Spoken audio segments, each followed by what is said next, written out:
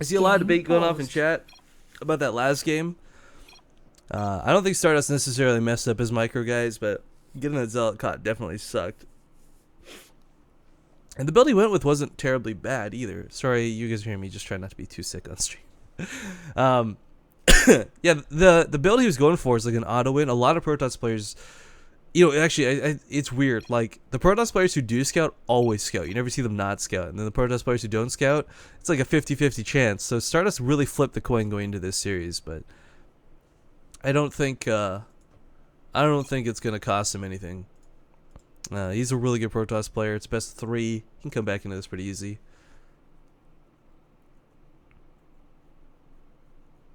But we'll see what happens here. Just a bit of a pause in Korean and game resumed. Things I don't understand, but it buys us a lot of time in segueing because this is where I cut the VOD. Spawning in the lower left corner of the map in game number 2 here in this best of 3 for the EnerJ Cup quarterfinals. It is the lower left corner's Red Protoss, the home of Ghost. Kind of like sliced and diced his intro there. His opponent in the top right, down 1 in this series, went for a proxy, did not pan out in the end. It is the blue Protoss player, Stardust.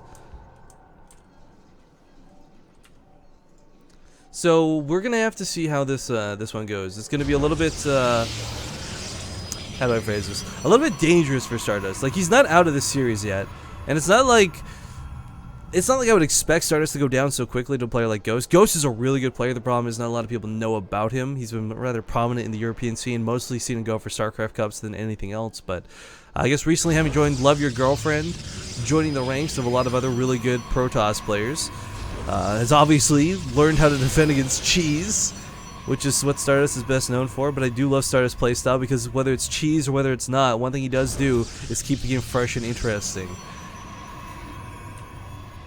Would like to see Blink. I'm gonna be honest with you guys. I'm not talking like a Blink all-in or anything like crazy. I would just like to see Blink because Blink Stalker Wars. Sorry, I should specify a little more out of both players because Blink Stalker Wars are really fun to watch. They're not the most effective way to play this game, but Blink is a really safe opener. I feel of all the openers, it's probably one of the most safe openers, but also looks really cool when you see those micro wars go off. Whether it gets there or not, whole nother question. Both players though just open up with the regular stuff for now. One thing worth noting, those Ghosts did have 2 and 2 on gas, now 2 and 3 on gas, now 3 and 3 on gas, whereas of course Stardust was mining gas the entire time. So gas timings, as you guys can see, actually this is a perfect example. You don't get to see a lot of this. This is the difference of that worker count right here. It's a small amount of gas. It's not super significant, but they start their warp tech, they start their stalker, mothership core will be the difference here too. Or if Stardust is going to go for a different tech, so I take that back, and it delays mothership core on purpose. This could actually be a bit problematic because if Stardust, okay, let's dial this back again. If Stardust doesn't get a mothership core, defending against sort of early pushes, kind of out of the question. Foot on overcharge is so good in PvP. That being said, with the much earlier Stargate, an Oracle may get across the map, and while one Stalker, even 2 Stalkers can kind of chase away, well, hold the phone. Ghost is actually also going for a Stargate. So, he did not scout. He doesn't know Stardust is doing this. Both players may in fact open with an Oracle, but a Phoenix may be the way that he needs to go. One key thing to note, guys, Phoenixes are a little bit... You know what? I take that back. I said Blink Stalker Wars are really fun to watch. If you've never seen a Phoenix fight, well, quite frankly, it's stupid to begin with, but it's really fun because there's a lot of control involved. As both units, of course, or all the units move while shooting. Big question is if Ghost opens with an Oracle or not. So if he opens with a Phoenix, he pretty much wins this game almost. Maybe not the game, but at least this opener, build order wise, and we'll see if this Oracle gets much done. Now, Ghost is in fact going to open with a Phoenix. Man, this is where... Okay, so like a lot of the times in the game, fishy things happen, and so many people are quick to be like, oh my god, map hacks, oh my god, this guy's a cheater. But you gotta understand, Stardust plays a very predictable style. Where I don't know if these guys played together a lot in the past, but going from a proxy into an Oracle, not at all out of the question. Now he is going to lose the Stalker, but what he did scout was the Phoenix being out, so he brings the Oracle back home, may cancel the second one. We'll kind of hope he does. If he doesn't, then it means he's really going to try and get past the Phoenix later on, but Ghost is opening with quite a few Phoenixes, and this is a standard build. Like, this is something we haven't seen in a long time, but this used to be like the go-to in PvP for a long time. Phoenixes are so great at containing your opponent. They chase down the Mothership Core, they shut down Oracles. Ooh. But it's not going to be contained. It's going to be a full-on assault coming out of Ghost. 3 gateways have finished up. Warp Tech is done, and pylons have been advanced through the map. Did not catch that. Stardust with his own Stalkers and a Mothership Core. If he can hold out as long as possible for the overcharge, more power to him. He's going to send the Oracles across to the base of Ghost now. And if he kills the worker line and can barely hold on, he'll eventually win this game. But unfortunately, he's a whole gateway down behind his opponent. He does not have Blink Tech going for him either. Meanwhile, Oracles do get the mineral line, and looks like it will be doing as much damage as possible. There's no running away for the Phoenix, so YOLO kills a couple of probes there. Not a devastating amount, but of course can bring another Oracle in if he needs to. The Phoenix is going to play a huge role in this upcoming fight. Stalker count already in the favor of Ghost, but not enough to overpower this overcharge. If Phoenixes get involved, they can start lifting up the Stalkers of Stardust, but has left the Phoenixes at home. Not sure if there's a second Oracle or not. Good guess out of Ghost, though, because there is, in fact, a second Oracle ready and raring to go.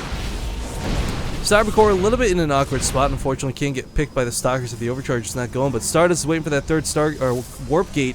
He really needs Blink, too, on top of this. Do the Phoenixes actually move faster? They do slightly move faster than an Oracle by 0.2, but Stardust shut down completely now.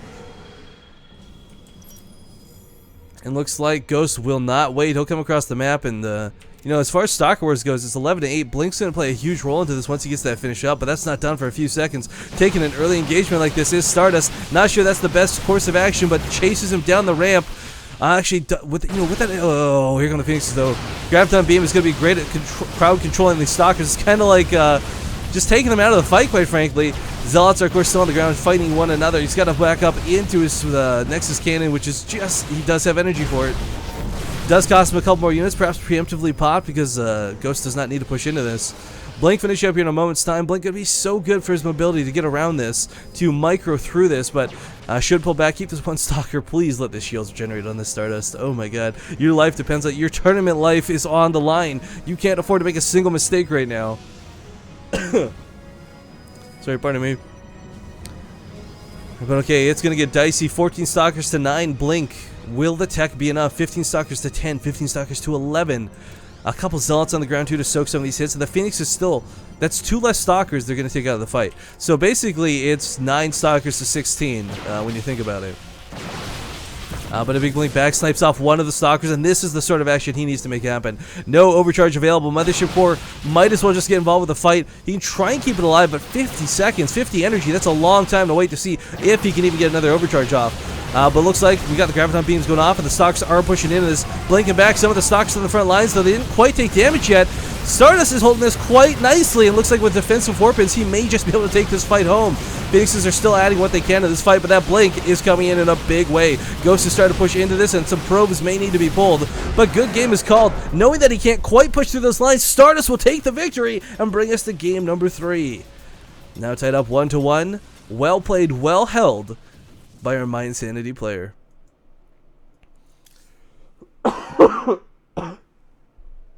I can confirm for you guys, by the way, because I see a lot of you still bringing it up in chat. Ghost doesn't cheat, and all the streams for this, well, I'm like the only person streaming this, are on a massive delay. So what you have to understand is Protoss is like seriously 50% of the time a giant coin flip. Like, yeah.